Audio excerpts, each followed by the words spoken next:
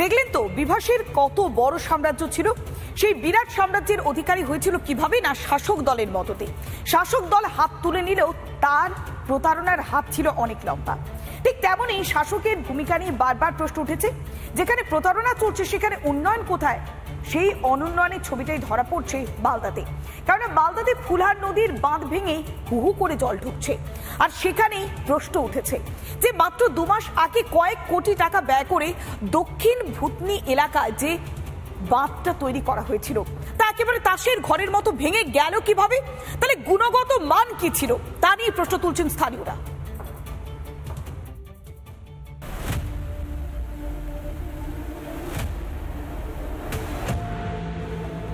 মালদার ভুতনির দক্ষিণ চণ্ডীপুরে ফুলহারে প্রবল জলের তোড়ে ভেঙে গেল বাঁধ। বুধবার সকালে বাঁধ ভেঙে হু হু করে জল ঢুকতে শুরু করে। জলভাসী গোটা এলাকা, ছড়ালো আতঙ্ক। মাত্র মাস 2 আগে 1,35,00,000 টাকা ব্যয় তৈরি হয়েছিল এই বাঁধ। 7 দিন গড়াতে না গড়াতে সেই বাঁধ ভেঙে যাওয়ায় কাজের মান নিয়ে বিস্ফোরক অভিযোগ স্থানীয়দের। কেটে গেছে ভুতনির বাঁধ। এই যে 1 কোটি কত টাকা দিয়ে বাঁধটা করেছিল, দেখেও মনে হচ্ছে না যে 1 কোটি টাকার বাঁধ। 10 লাখ টাকা কি 15 লাখ টাকা খরচ করে বাঁধটা করে দিয়েছে। আপাতত এখন আমাদের ভুতনিবাসীর খুব শোচনীয় অবস্থা। ঠিক আছে 10টার সময় বাঁধ তো কাটার রকম ছিল না, কিন্তু এটা সকালে মোটামুটি 5টা 6টা দিয়ে কেটেছে। এটা বাড়ি সঠিক কাজ হয়নি।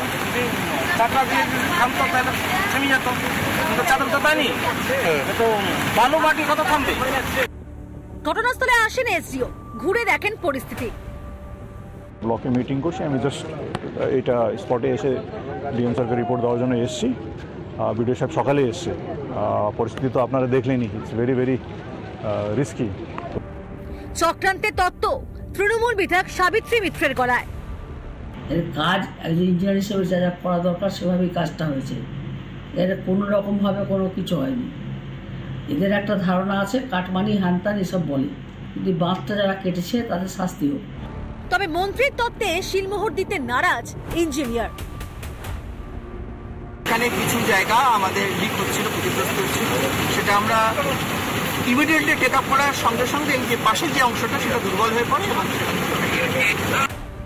তৃণমূলের দুর্নীতিতে ভাসছে ভুতনি, অভিযোগের সরব বিজেপি। চোরগুলো আজকে ভুতনিকে শেষ করে দিল। এত টাকার কাজ গেল কোথায়?